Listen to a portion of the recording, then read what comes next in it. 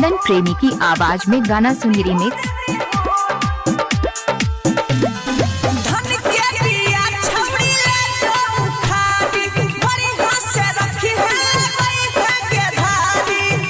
चंदन प्रेमी का नाम तो सुना ही होगा।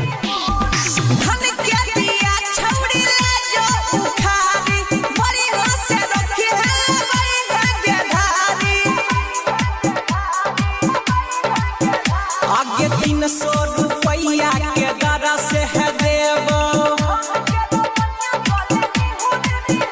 आगे 300 रुपया के दर से है देवो।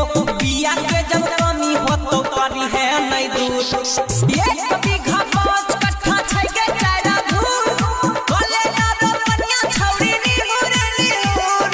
एक बीघा 5 कट्ठा छै के चारा धूर, कोले यारो कन्या छौरी निहुर निहुर। इलाका किसी का हो धमाका डीजे चंदन पुखराम कट्टया डीजे का होगा।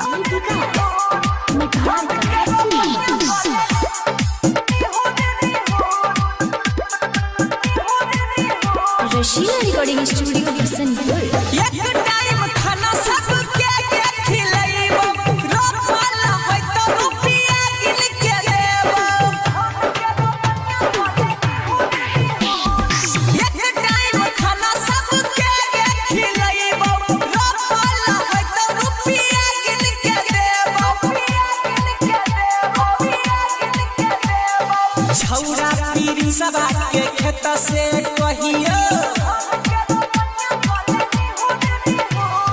यहमी तो बाबन के खेत से कहियो।